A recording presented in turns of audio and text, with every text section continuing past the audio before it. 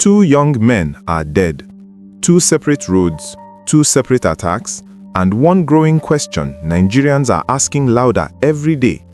How long will terrorists continue to operate freely on our highways, in our communities, and around our schools? Tonight on Trend Fusions, we bring you a disturbing update from Abia State that shows how far insecurity has spread and how ordinary Nigerians are paying the price. These were not accidents. These were not random shootings. These were terrorist-style attacks carried out with military-grade weapons on public roads. This is not just another news story. This is about students, drivers, workers, and families who leave home and never return. This is about whether Nigerian roads are becoming killing zones, and this is about whether the response from authorities is matching the reality on the ground. Here is what we know. At least 2 people have been killed in separate terrorist attacks in Isuikwuato local government area of Abia State, along critical routes linking the southeast and south-south regions. The incidents happened within hours of each other, sending fear through communities and raising serious concerns about the safety of travelers. The first attack happened on January 28 at about 11 p.m. The victim was Uche Simon, a 35-year-old man from Mbelumuneku village in Isuikwuato.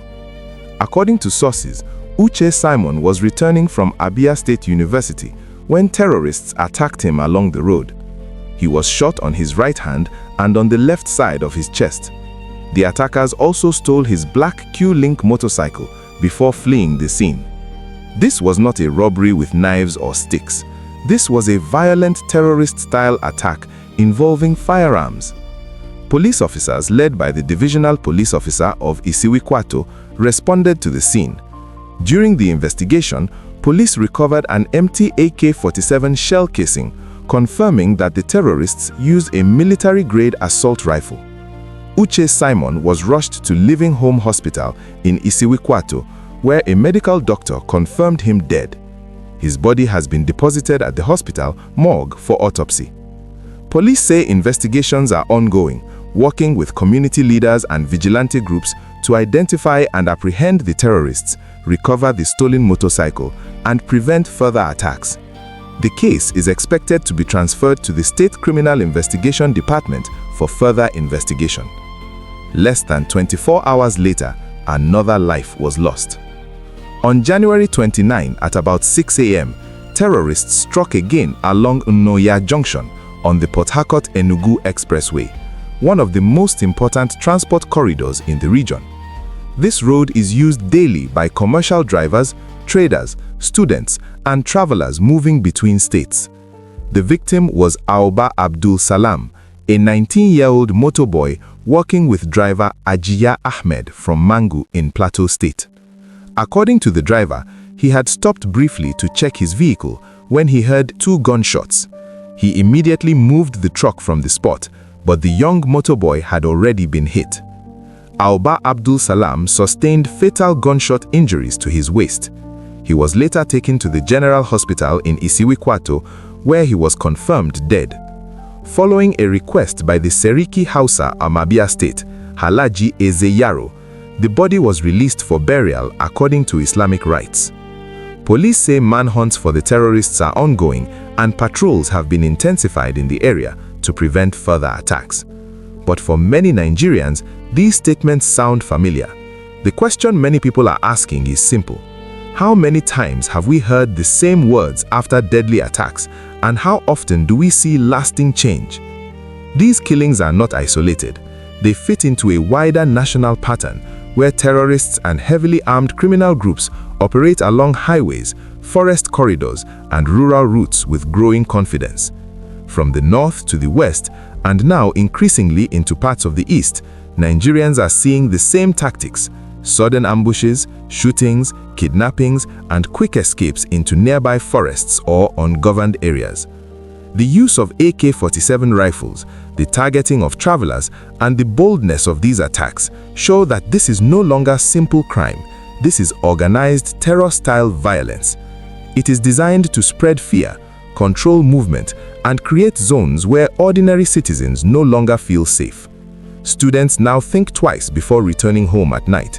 Drivers fear stopping on the roadside. Traders worry about moving goods early in the morning. Families warn loved ones not to travel alone. This is how insecurity slowly reshapes daily life, not through one big event, but through repeated killings that make fear normal. Many Nigerians are also questioning why terrorists seem to operate with such confidence. Across social media, there are reports and videos showing criminal groups displaying money, weapons, and ransom proceeds. Yet arrests are rare, prosecutions are even rarer.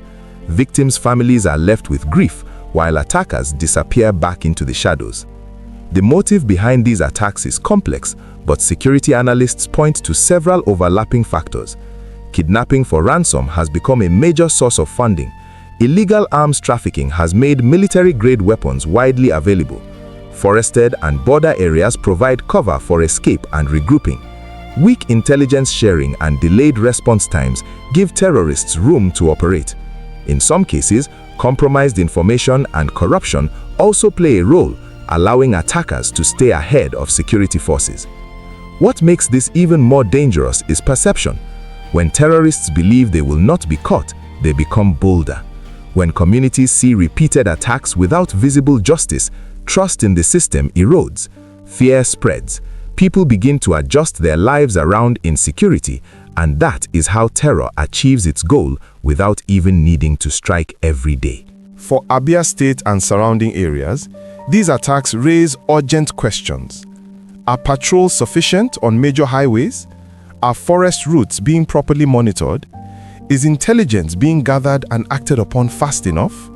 Are local communities being supported to share information safely? And most importantly, are those responsible being tracked, arrested, and prosecuted in a way that deters future attacks?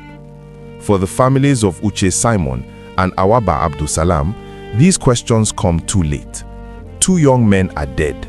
2 households are in mourning. 2 futures have been cut short. But for millions of Nigerians watching this story, the fear is that these will not be the last names added to the list unless something changes. This is not just about Abia State. It is about whether Nigerian roads will remain safe. It is about whether students can travel home without fear. It is about whether drivers can stop to check a vehicle without risking their lives. It is about whether terrorists will continue to turn highways into killing zones. At Trend Fusions, we will continue to follow this story closely. We will track updates from security agencies. We will monitor whether arrests are made. We will watch whether patrols are truly sustained or if they fade after the headlines move on. If you believe Nigerians deserve safer roads, real accountability, and honest reporting, then subscribe to Trend Fusions, like this video, and share it so more people stay informed. When people stay silent, insecurity grows. When people stay informed, pressure builds. And when pressure builds, change becomes harder to avoid.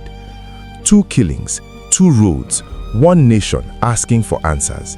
This is Trend Fusions. We will keep watching.